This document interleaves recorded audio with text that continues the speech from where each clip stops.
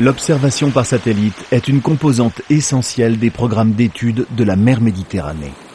Comprendre son fonctionnement et la modéliser ouvre la voie à une gestion durable de cette mer et de ses rivages. Observons 3 phénomènes. Tout d'abord, le niveau de la mer. Si le niveau de la Méditerranée monte globalement, à l'instar des autres mers et océans de la planète, elle connaît des variations temporelles et des disparités géographiques importantes. Le niveau du bassin oriental s'est élevé ces dernières années, tandis qu'en Italie du Sud, il a baissé sensiblement.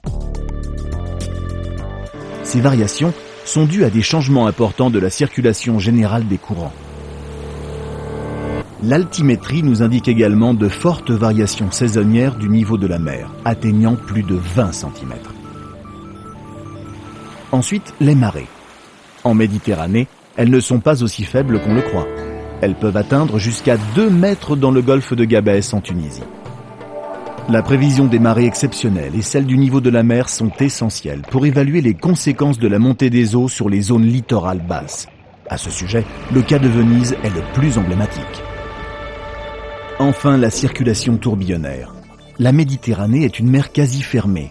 Son unique ouverture sur l'océan Atlantique, par le détroit de Gibraltar, autorise des échanges qui induisent une circulation continue et provoquent des tourbillons observés par les satellites. Au début des années 70, les scientifiques avaient une vision extrêmement partielle de la circulation océanique.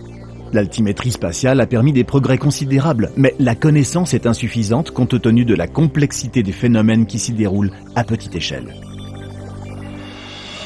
Pour les observer avec une résolution optimale, il est nécessaire de combiner les mesures en provenance de plusieurs satellites. Jason 2 arrive à point nommé pour affiner le niveau de perception et d'analyse de la circulation océanique en mer Méditerranée.